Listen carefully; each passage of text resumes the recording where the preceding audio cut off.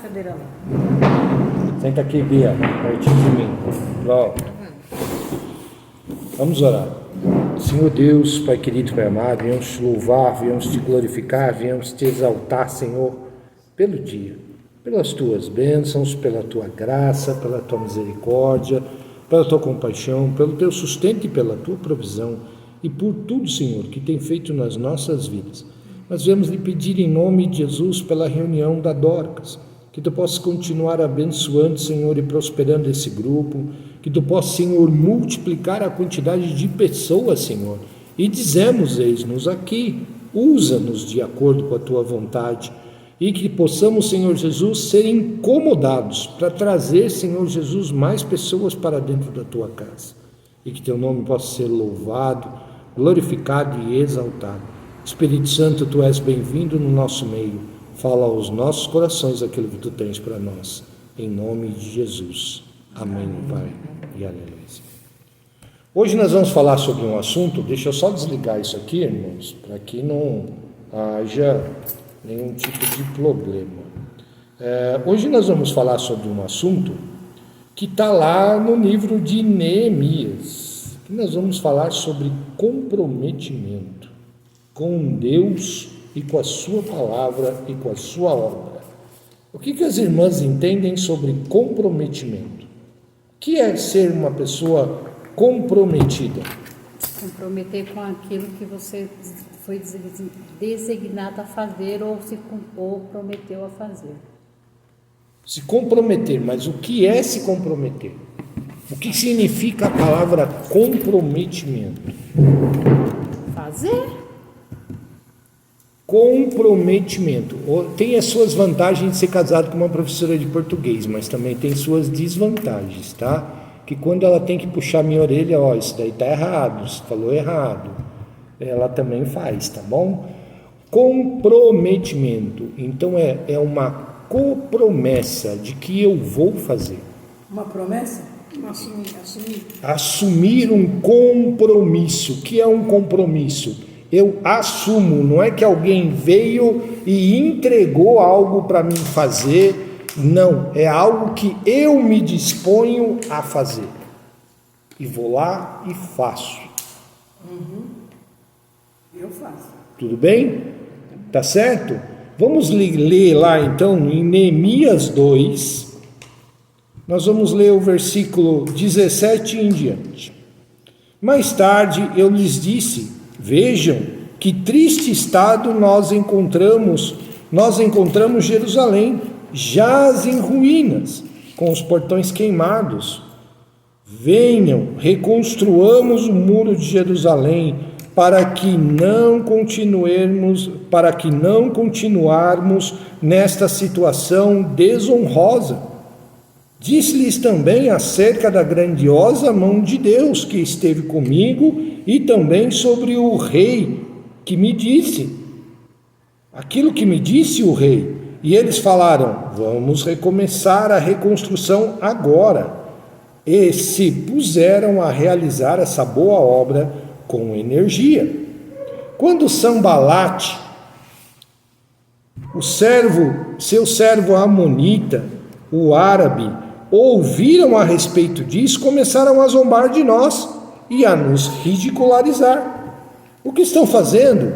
Vocês estão se rebelando contra o rei? No entanto, eu lhes respondi: o Deus dos céus nos capacitará para sermos bem-sucedidos.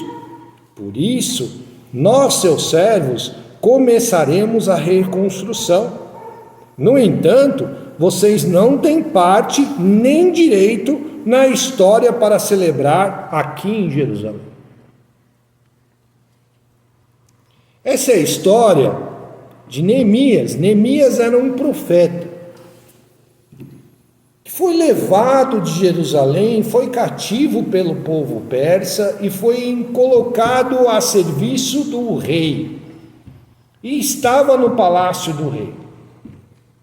E por causa dessa proximidade que ele tinha com o rei,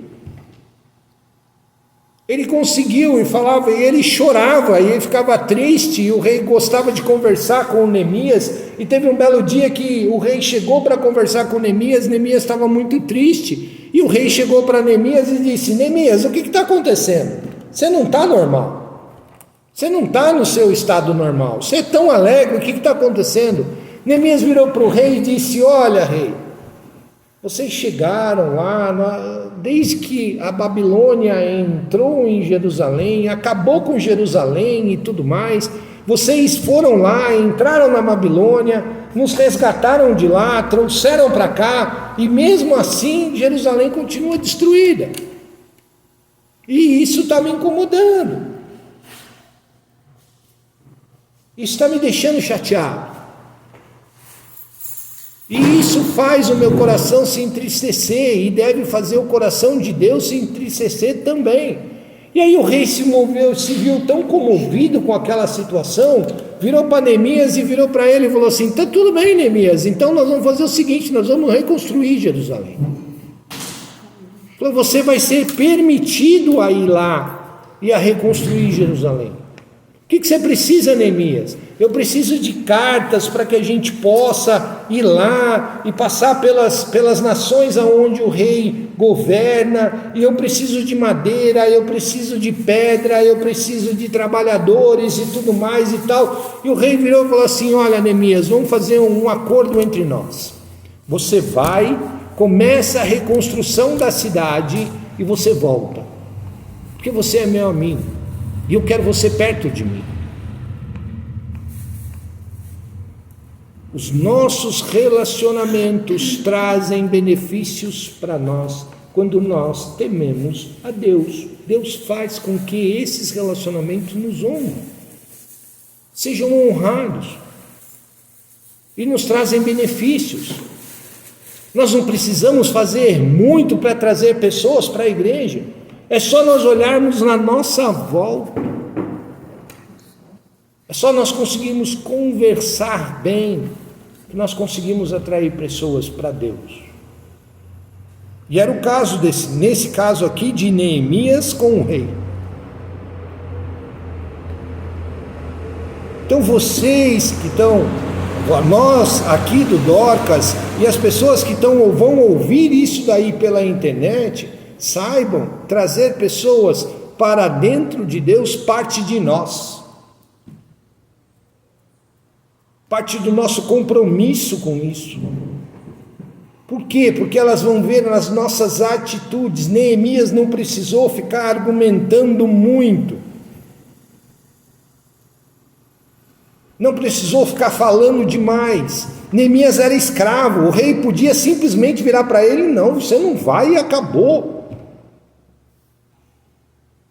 Jerusalém é uma cidade que por direito é minha, porque pertencia à Babilônia e eu derrotei a Babilônia. Então Neemias é minha, Jerusalém é minha, eu não quero nem saber daquilo lá. Mas por causa de Neemias ele disse: não, você vai lá então, vai cuidar da reconstrução e volta para cá, porque você é meu amigo. Nós estamos falando de um rei que tinha diversos deuses na sua nação, era um rei persa.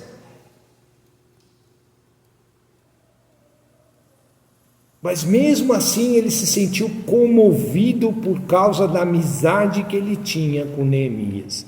Então nós não precisamos buscar pessoas para trazer para dentro da igreja muito longe, elas estão próximas de nós, são os nossos amigos, são os nossos vizinhos, são os nossos parentes que nos conhecem. Mas também tem o lado errado. Tem também que aqueles que, em vez de trazer por causa das suas atitudes, afastam. Porque servir a esse Deus que você diz que serve, com as atitudes que você tem, estou fora. Por quê? Porque aquelas pessoas se acham melhores, têm atitudes melhores do que aquelas que muitas pessoas que estão dentro da igreja hoje têm.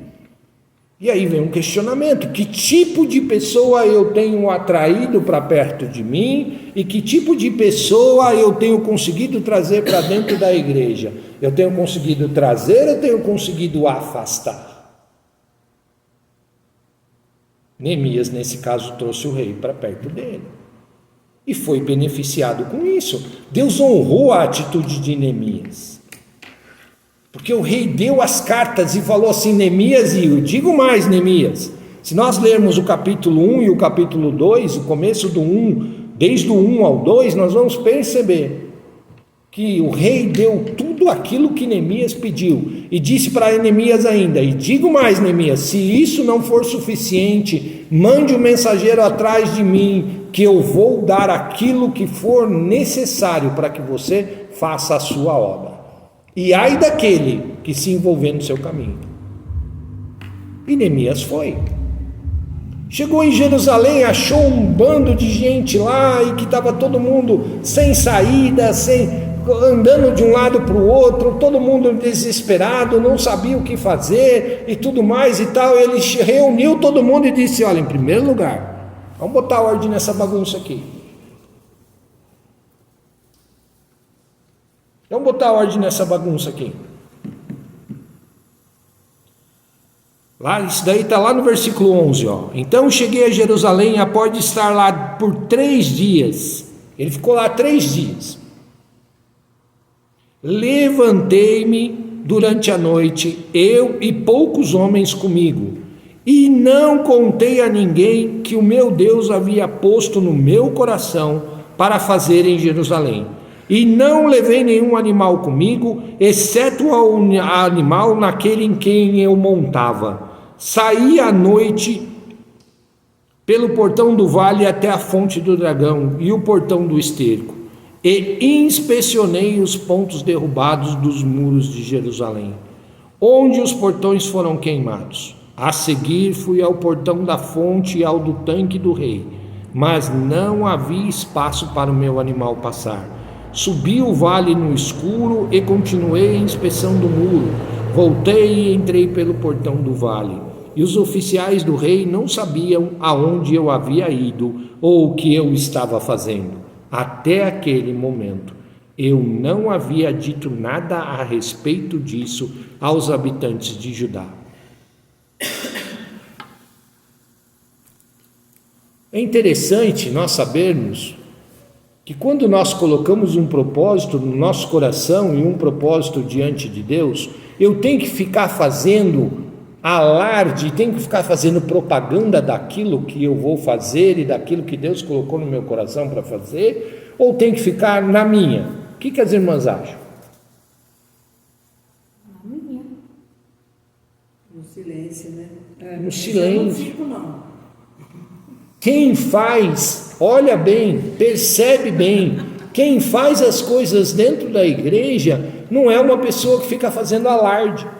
Ô, Guiá, tá falando para mim, é? Não, estou falando para todos nós. As pessoas que trabalham dentro da igreja e que são bem-sucedidas na obra de Deus não ficam fazendo alarde. Neemias tinha a carta do rei na mão. Ou seja, o rei tinha dito para ele: lá em Jerusalém quem manda é você. Lá em Jerusalém, aquilo que estava escrito naquela carta dizia o seguinte: que todos os oficiais do rei estavam a serviço de Neemias, que eles fizessem tudo o que Neemias ordenasse. Ou seja, em Jerusalém Neemias era o rei. Mas Neemias podia ter chegado lá. Você conhece crente pavão? Crente pavão é aquele que gosta de estar lá na frente, que coloca lá, abre o rabo assim e se mostra. Mas na hora do vamos ver, Se fecha. na hora de colocar a mão na massa, sai fora. Por quê? Porque ele gosta de aparecer. Em contrapartida, aquele que faz, aquele que é comprometido com a obra, ele faz e não gosta de ficar mostrando que foi ele que fez. Não faz propaganda, não faz alarde, ele simplesmente vai lá e faz. Isso é uma pessoa comprometida.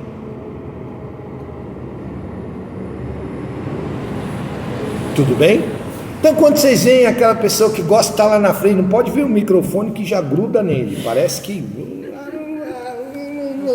beleza, mas bota para lavar uma louça. Não é bem assim, não dá, porque eu tenho um compromisso por causa disso, por causa daquilo outro, que não sei o que e tal. Quantas pessoas trouxe para dentro da igreja? Sabe o que é? Eu tento com os meus vizinhos, tento com a minha família, não sei o que, lá. Ô, irmão, vamos varrer o chão? Não, eu não... Hoje não dá, e que não sei, eu tenho problema na coluna, e que não sei o que e tal. Botou então para lavar o banheiro, Bia, aí pronto. Falou, precisa lavar o banheiro lá embaixo. Vixe! Até o gato do vizinho morre nessa hora. Não porque o gato do vizinho morreu, eu preciso lá fazer o enterro. Rapa. Crente pavão. Mas se falar para ele, olha, o culto está lá, você vai falar, vai ter uma festa aí, é você que vai dirigir o louvor e que não sei o que e tal. Não, eu estou lá. A mãe pode estar no hospital, não estou lá, vou lá. Por quê? Porque dá ibope. Mas lavar o banheiro da igreja não rola ibope.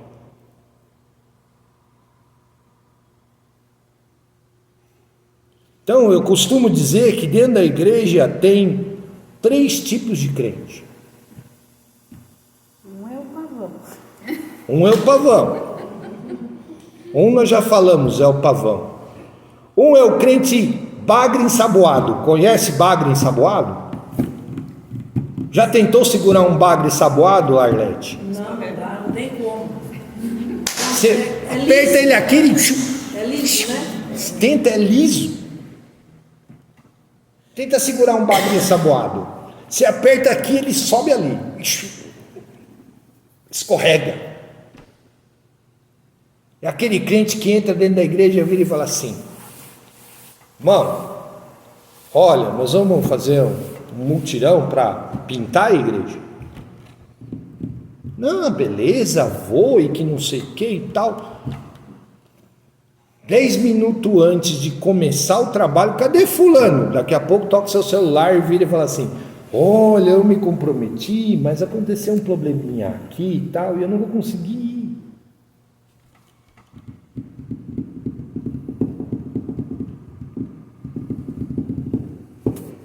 Não vou conseguir ir. É aquele crente que vira e fala assim: irmão, eu tenho um negócio aqui para a gente fazer e tudo mais. Não, vamos lá e tal. Ele até te apoia, mas na hora de fazer, liso que só. Mano, nós vamos fazer um almoço que não sei o que e tal, babá. Olha, a gente está arrecadando tanto. Não, aqui na minha casa está assim, que é assado, e que não sei o que e tal. Não, eu até gosto, não, que não sei o que e tal. Eu vou e que não sei o que, dá o nome, beleza, tal. No dia não aparece, não dá as caras. Aí você vai conversar com ele, ele arruma 1001 desculpas.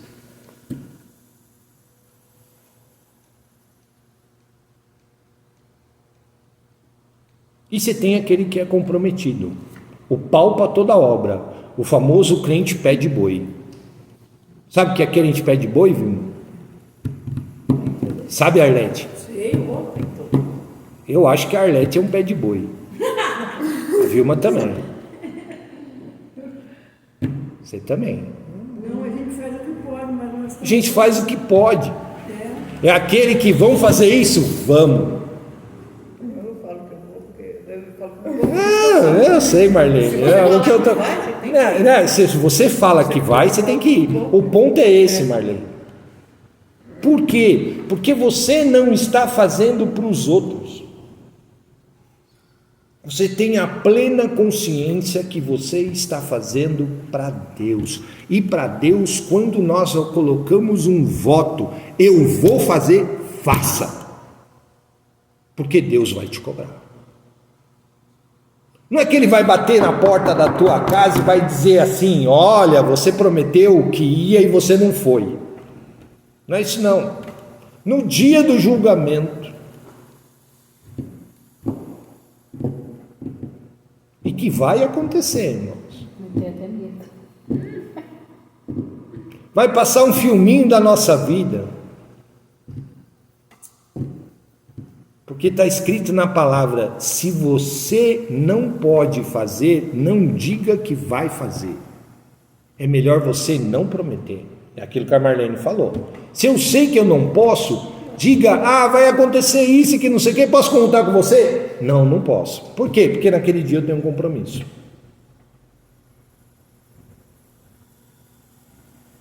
Do que você dizer, posso. Ou dizer, posso se eu estiver lá na frente. Se eu não estiver lá na frente, eu não posso. Assuma. Porque a palavra diz que a palavra do crente é sim, sim, não, não. O que passa disso é de procedência maligna.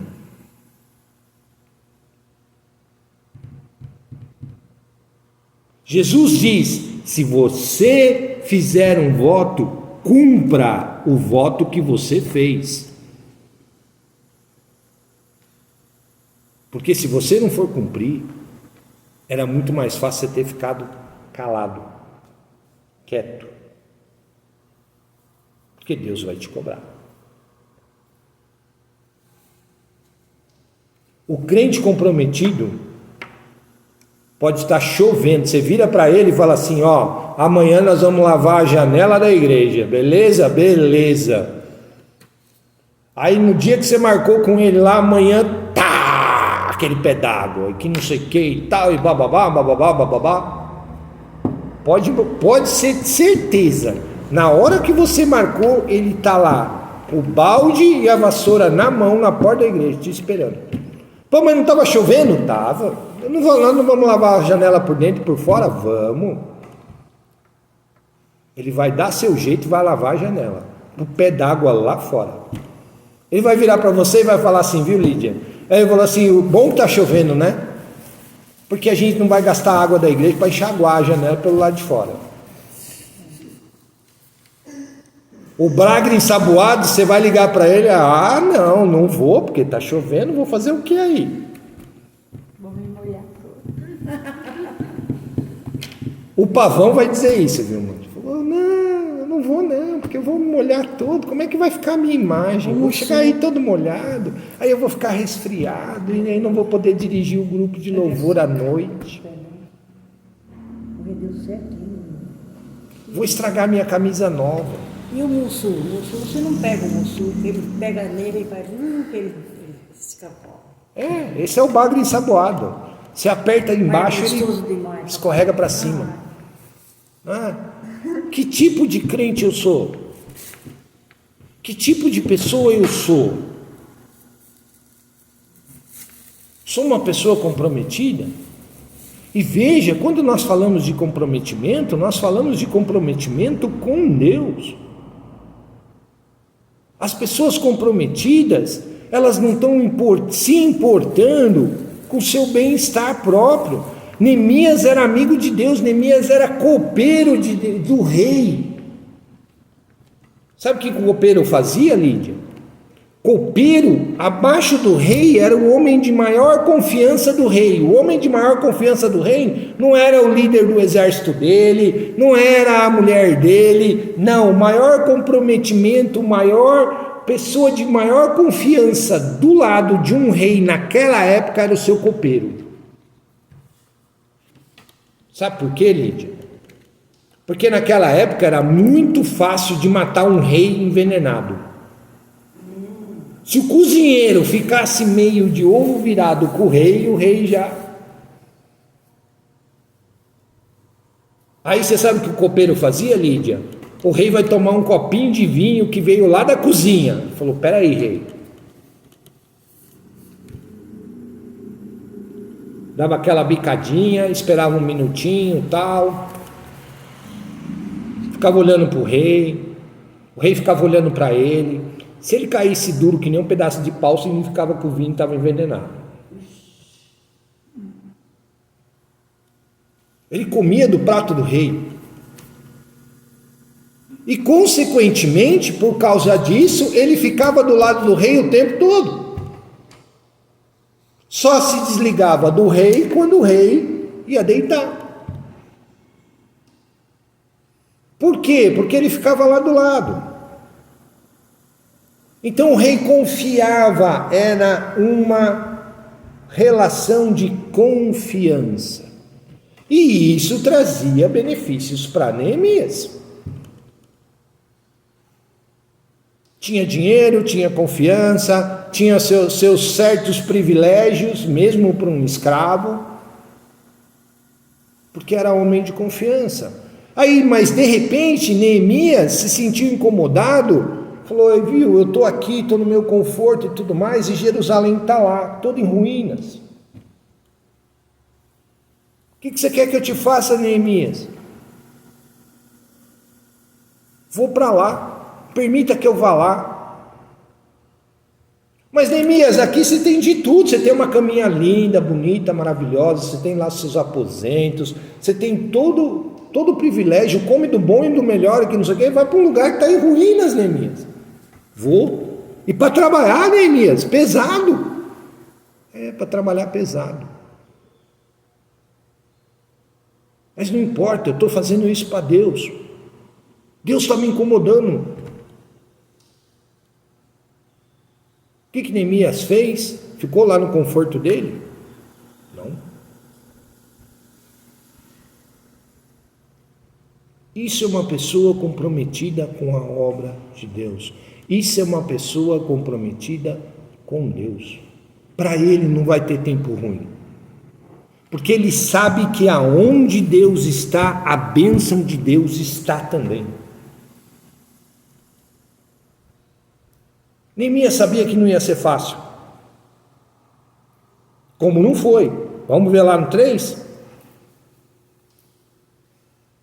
Ele coloca aqui a relação de todas as obras e tudo mais e tal. E esses caras aqui que chegaram aqui, ó, lá no versículo 19. Sanbalate e a sua turma que estavam lá, que eram membros de outros países e que não sei o que, e que não queriam ver a obra de Deus prosperar, que não queriam ver que Jerusalém fosse reconstruída, começaram a virar e colocar empecilhos. Viu? Vocês estão se rebelando contra o rei? Vocês acham que vocês têm capacidade para fazer isso? Vocês acham mesmo? Vocês acham mesmo que isso vai dar certo? Quantos de nós aqui já colocou um propósito no coração e tudo mais, tal, e de repente chega alguém e vira e fala assim, quer jogar um balde de água fria na sua cabeça? Quantos? Eu acho que todos nós, né? Às vezes o balde não é nem de água fria, de cubo de gelo. De cubo de gelo mesmo, né? Fala, não, isso não vai dar certo. Não, para quê? Não, para que mexer nisso? Deixa isso para lá. Ou tem aqueles que viram e falam assim, você vai fazer isso? Você não tem a menor capacidade para fazer isso. Sanbalate deve ter chegado para Neemias, você, copeiro do rei, vai chegar aqui, vai querer reconstruir muro, levantar portão? Você não é capacitado para isso, não. Vai lá, volta para sua vidinha lá de prazeres no palácio e deixa esse monte de entulho aqui. O que Neemias respondeu para ele? No entanto, eu lhes respondi, versículo 20, o Deus do céu nos capacitará para sermos bem-sucedidos. Quando você é uma pessoa comprometida com a obra de Deus e com Deus, você tem a noção de, primeiro, que Ele vai te abençoar.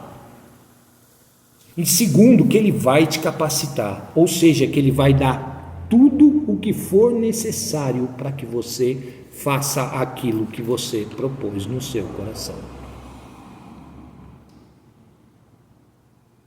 É ele que capacita. Essa é a diferença do pavão, Arlete, porque o crente pavão, ele confia na capacidade dele. Verdade. O comprometido não. O comprometido confia em Deus. Verdade. É ele que me capacita.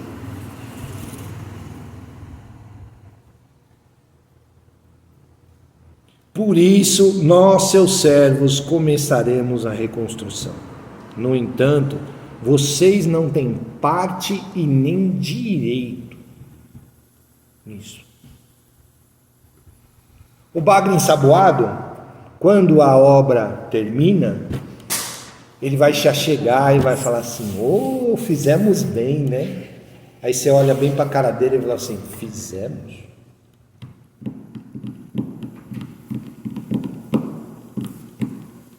Ou as suas desculpas não deixaram você permanecer? O pavão vai virar e vai falar assim: nós trabalhamos bastante, fomos lá, olha que bom, que bênção e que não sei o que e tal, lá. Aí o comprometido vai estar sentado aqui no fundo, vai virar e vai falar assim: bela porcaria esse sujeito, né? Quem não lavou um copo. Estou dando só um exemplo, tá, irmãos? Então vamos ser comprometidos. Se nós fizermos um voto diante de Deus, vamos cumprir, porque vamos saber que nós vamos prestar contas diante de Deus. E vamos estar prontos para fazer aquilo que for necessário dentro da casa de Deus. Porque Deus vai nos capacitar, Deus vai nos honrar e vai trazer pessoas. Mas eu preciso colocar esse propósito no meu coração e preciso executar. Projeto sem ação é morto. Aquilo que Paulo diz é muito claro: fé sem obras é morta. Não adianta eu dizer que confio em Deus, mas continuo tomando a frente de Deus. Não adianta vamos fazer e ficar só no vamos e não vou.